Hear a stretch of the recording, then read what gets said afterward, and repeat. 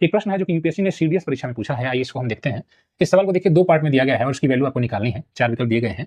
इस तरह के सवाल में जहाँ पर रूट के अंदर इस प्रकार से रूट आपको दिखाई देता है, तो बेसिकली एक फार्मूला आप जानते होंगे कॉमन सा, a प्लस बी का होल स्क्वायर, इसमें a square plus B square plus 2ab होता है, या a माइनस बी का होल स्क्वायर, उसमें भी a square plus B square minus 2ab होता है।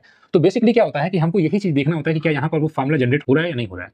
तो इसके लिए आपको यह समझना होगा कि ये जो चीज होती है यहाँ पर 2ab होगा और ये फिर हो जाएगा इसको प्लस के टर्म में, यानी कि अगर मैं इसको a प्लस बी के टर्म में समझ सकूं और इसको 2ab के टर्म में समझ सकूं और ये फिर माइनस कर सकूं, तो ये a माइनस बी का होल स्क्वायर पूरा का पूरा बन रहा है।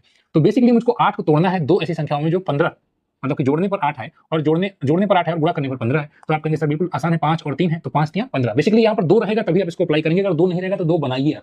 जैसे यहाँ पर उन्होंने 4 दे दिए तो इसको 2 बनाइए, अभी हम इसको बनाएंगे।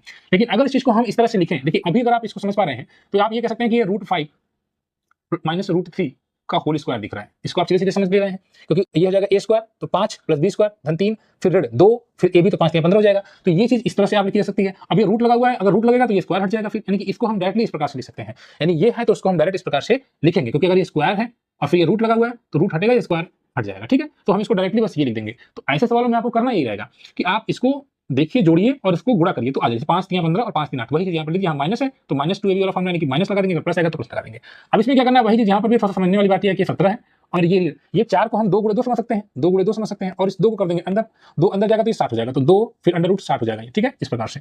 अब आपको सोचना है कि दो ऐसी संख्याएं जिसको जोड़ने पर 17 है और गुणा करने पर 60 है, तो 12 और 5, यानी कि ये भी a माइनस बी का होल स्क्वायर वाला फॉर्मूला। तो अंडर रूट 12 फिर माइनस अंडर रूट 5 का होल स्क्वायर, ये पूरा पूरा आपको दिख रहा है, क्योंकि 12 स्क्वायर अंडर रूट 12 का स्क्वायर तो 12 धन 5 हो जाएगा, ऋण 2 गुणे a गुणे b, तो ये हो जाएगा। इस प्रकार से ये स्क्वायर हो जाएगा और ये स्क्वायर हटेगा, रूट भी हट जाएगा। ठीक, तो ये डायरेक्टली हम इसको इस प्रकार से लिख सकते हैं कि अंडर रूट 12 ऋण अंडर रूट 5 और फिर ये धन है फिर √5 माइनस √3। तो इस प्रकार से आपने देखा कि हमने इसको लगा दिया और ये प्लस है, ये माइनस से कट जाएगा। अब 12 को आप लिख सकते हैं इसके टर्म में, तो 2 गुणे 3 है, आप समझ सकते हैं, अंडर रूट 1 2 बाहर आ जाएगा, तो 2 और फिर √3 माइनस √3, तो ये जाएगा √3 जो कि विकल्प संख्या ए में दिया गया है। तो इतनी आसानी से आप ऐसे सवालों को लगा सकते हैं। डायरेक्टली आप इसको तोड़िए और उसके बाद दूसरी चीज को यहाँ पर रख दीजिए, प्लस माइनस है तो माइनस के टर्म में और प्लस है तो प्लस के टर्म में लिख देंगे। अगर आप तैयारी कर रहे हैं रेलवे की या फिर मैथ की प्रिपरेशन आपको करनी है तो इस चैनल को सब्सक्राइब करें। धन्यवाद।